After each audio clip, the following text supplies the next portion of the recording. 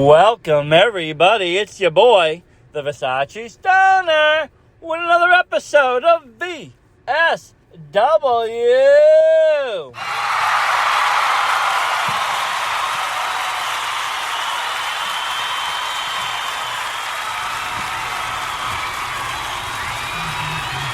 Thank you, everybody. It's your boy, the Versace Stoner, alongside with the Serbo here. With another episode of VSW. Tonight, we're recapping The Road by Limitless, Season 3, Episode 15. What a great episode. And we also have a very special announcement talking about the upcoming pay-per-view and, what the main event is going to be and, how it's going to impact and can change the whole scene of the limitless dynamics of just how it is. It's an official VSW podcast sponsorship presentation. It sure is. We sponsored this match as we have sponsored another one, and we will talk about all the matches in our preview show of that coming later this week. But right now, like I said, we're recapping last week's On the Road. Speaking of tag teams, this was a great matchup with all the best tag teams in the division, in my opinion. Well, at least most of them. You had Waves and Curls, Jalen Bryn and Traven Jordan. They've been killing it everywhere they go. They even got called up to AEW Dark Elevation. Exactly. Even on AEW, they're the reigning NCW tag team champions. They're just killing it. You had Higher Society, Armani Kaios, and Paris Van Dale, the real Paris Van Dale, not Proxy Van Dale. And, I mean, these guys are killing it also on the scene everywhere they go and always looking, I'll have to say, straight up beautiful. Armani Chaos, and he was stunning that night. They've been really good throughout this pandemic. The chemistry between Chaos and Van Dale are like two best friends. They even created their own title around the indie scene. They really did, They changed what Chaotic represents, even their title.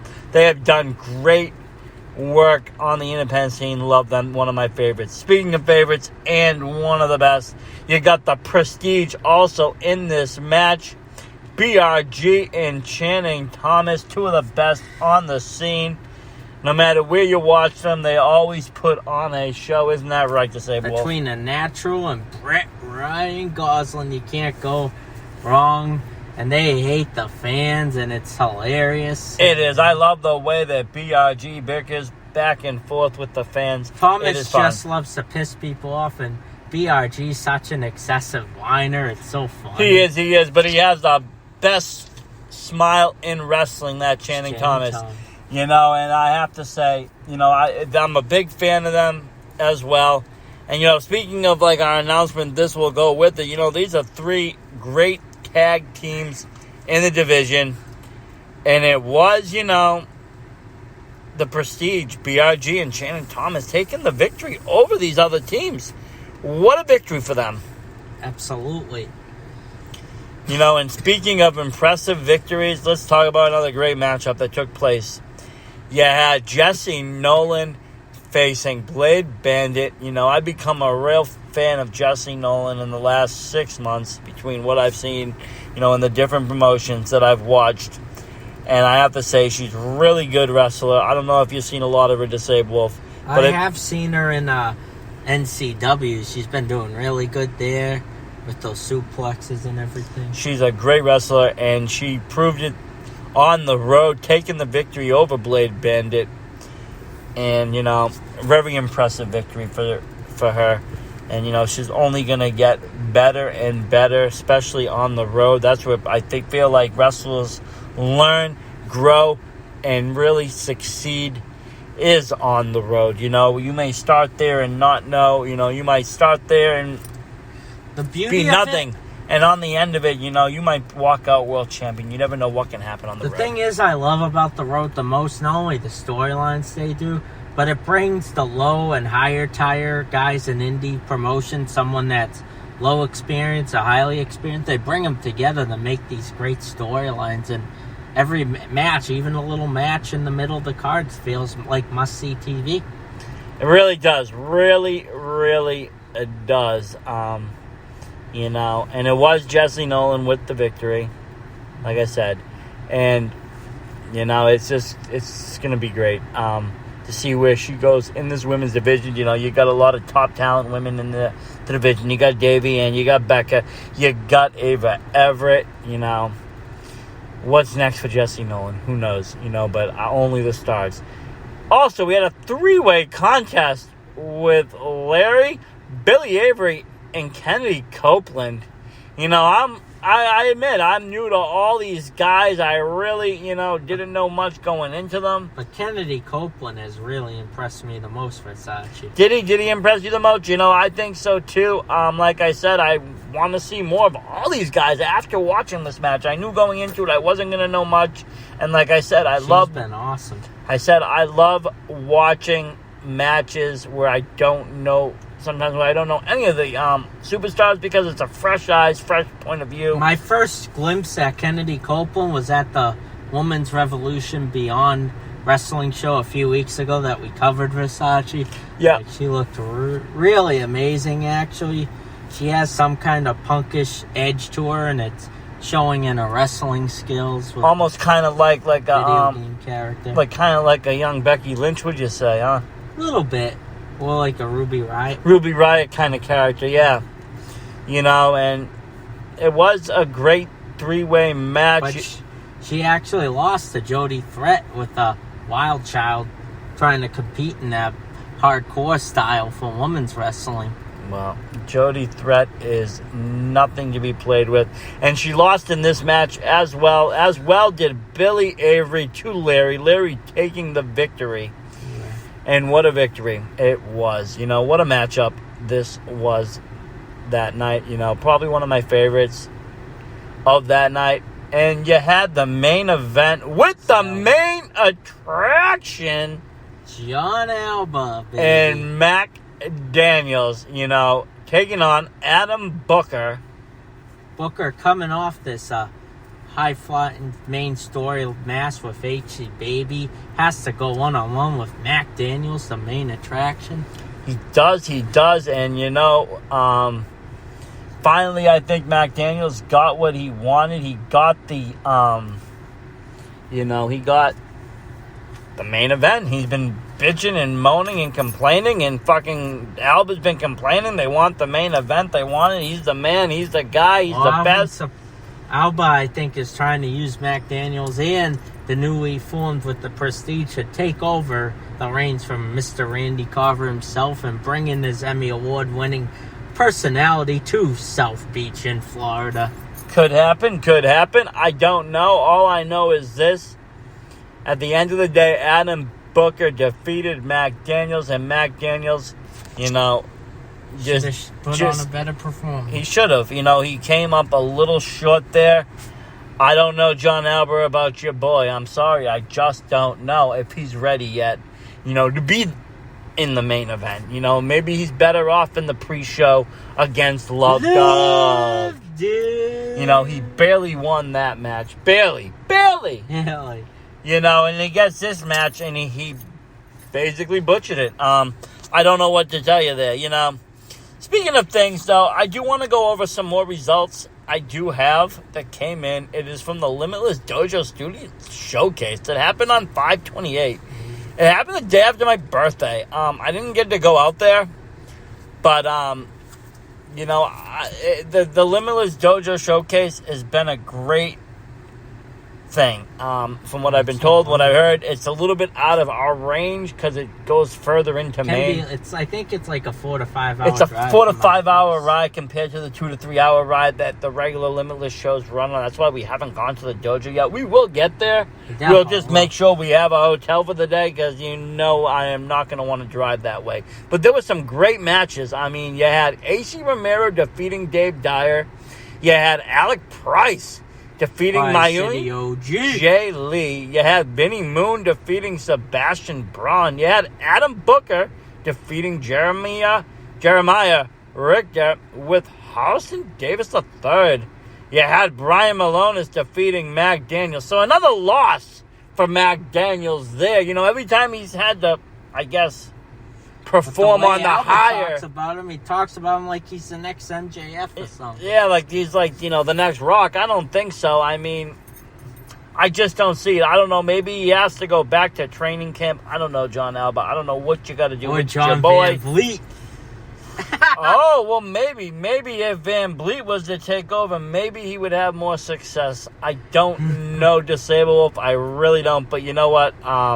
Hopefully Matt can turn things around here and start to pick up some V's. I'm really excited for the new Prestige trilogy to take off. Maybe they'll get a match Exactly. with another female team that's really killing it on the independent I scene. hope so. I surely do. You also had Alexander Lee and Dylan Nix defeating Connor Hex and Tyler Adams. So you got the Puppet Man and you got the Lord Tensai of Maine teaming up. Oh, yeah, and they've been crushing it, actually, together, and I believe it is trainer and trainee, if I am correct from our interview and everything we've been told, and it's great. I love the dynamics with those two. If you've ever listened to our podcast interview with Dylan Nix, it was a fun one. Yeah, speaking of fun, you have Eric Johnson with Dave Dyer defeating Perry Von Vicious. Haven't seen him in a while. Glad to see him back. He didn't get the victory, but he is back, Perry. I used to Von see Vicious. the interviews for Limitless and some of the other I remember seeing him in NCW with the formerly known as Tomahawk Rip Bison. That's where, actually, I first saw him. He came down. He was a heel. He had the money suit. He was in singles competition. Next time I saw him, he was in tag competition with Rip Bison, formerly known as Tomahawk. And Tomahawk! then, he went on with, to form Mad and do tag. And now it looks like they're doing some more singles. As we've also seen Rip Bison doing some singles, But that was a great matchup. And then you had Kirby Wackerman defeating Jesse Nolan. And then you had MSP, that's Aiden Agro, and Danger Kid defeating the competition champ Matthews and Connor Murphy. Another great tag team in the division, the competition. And MSP. And, that's funny because that's what we're going to talk about really quickly next. It has all the way to do with one of our old preview Limitless prediction shows, Versace. It does. It really does. It has to do with a lot of them. But yeah, we have something really big news. I don't know if people are on Twitter. I don't know. I'm hoping they are, because they should be following us, of course.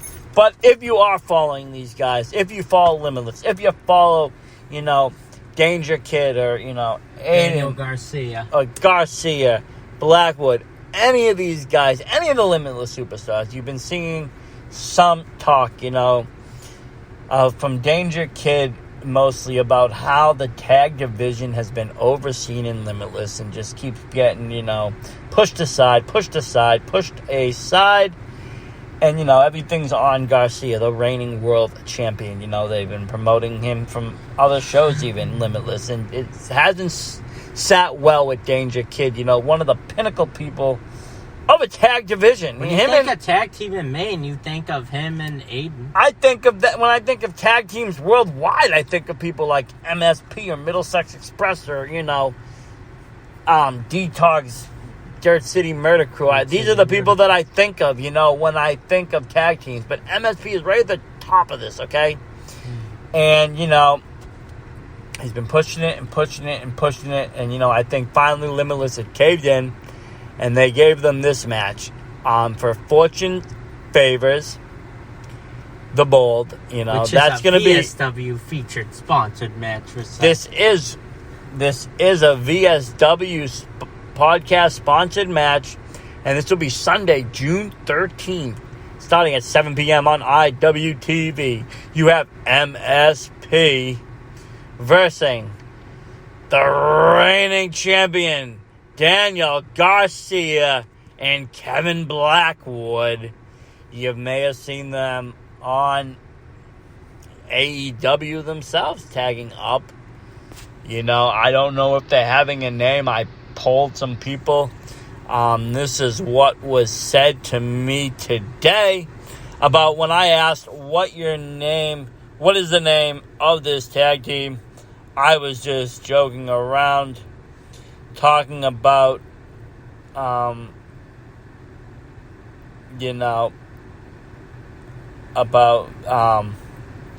them being called the Buffalo Soldiers. I got 2 responses. One by a Mark Markowski. He goes, the Buffalo Boys. I like it. Blackwood also responded. Daniel Garcia and Kevin Blackwood. I like that too. They have said it many times. Disabled, they are not a tag team. They're going to destroy the division in one match, and this is what happens. This is what's on the line here. If MSP wins, they will be tag team titles put into place somewhere down the line in a matchup somewhere, but there will be a tag team title announced for Limitless Wrestling. That is going to be awesome, Versace. But they have to win. Not only does MSP have to win, they're facing not only 2 lifelong friends that have great chemistry, but one of the hottest independent prospects right now is both Kevin Blackwood, but really is Daniel Garcia. Both of those guys have been down in Jacksonville getting some airtime. Like Garcia said, you think he wants to stay around? If he wanted to be on TV, he'd be on TV. He could be. He is that good, and he will be there. This is a huge matchup for this pay-per-view. Like I said, we're going to be covering it and do a preview show of it, of course. Again, that is Fortune Favors the Bold. Coming at you this Sunday, June 13th at 7 p.m. on IWTV. Expect, like I said, a preview show later in the week. We'll go over all the matches, including this one. And then, guess what? Limitless is coming back live.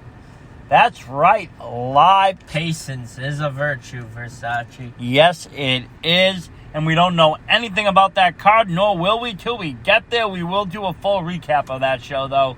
There's no way we can preview if we don't know what's going to happen. No, we can't.